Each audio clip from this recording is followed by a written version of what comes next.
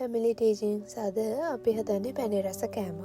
මම මෙතනදී condensed milk gram 150ක් ඒ වගේම චොක්ලට් ග්‍රෑම් 50ක් අරගෙන තියෙනවා. ඔයාලට ඕනේ නම් පුළුවන් කොකෝ පවුඩර් ගන්නත්. දැන් ඉතින් තියෙන චොක්ලට් ටික මේ විදිහට පොඩියට කපා ගන්න තමයි. පොඩියට කපා ගන්න එකෙන් ඉක්මනට චොක්ලට් ටික දිය වෙනවා. අනේ නිසා තමයි අපි පොඩියට කපා ගන්න. ඊළඟට තියෙන්නේ ඔයාට සුදුසු ප්‍රමාණයට භාජනයක් අරගෙන ඒකට පාච්මන්ට් පේපර් එකක් දාලා මේ විදිහට බටර් ටිකක් හරි තෙල් ටිකක් හරි ගාගන්න එක තමයි. මම නම් මේ වෙලාවේ ගාගන්නේ බටර් ටිකක්. දැන් කන්ඩෙන්ස් මිල්ක් ටික භාජනයකට දාලා ඊළඟට තියෙන චොක්ලට් ටික දාගන්න තමයි. චොක්ලට් ටික දාලා අඩු කින්දරේ මේක උණු කරගන්න ඕනේ. හොඳට චොක්ලට් ටික දිය වෙනකම් මෙන්න මේ විදිහට විනාඩි 4ක් 5ක් කලවම් කරන ගමන් හදාගන්න ඕනේ.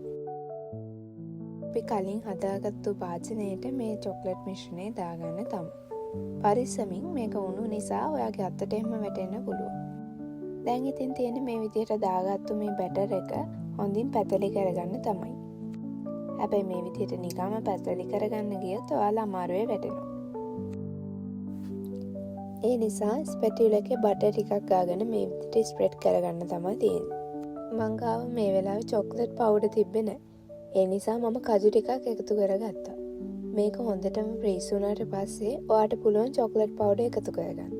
චොක්ලට් පවුඩර් එකතු කරගන්න එකෙන් මේක හැමතැනම ඇලෙන ගතිය අඩු කරගන්න පුළුවන්.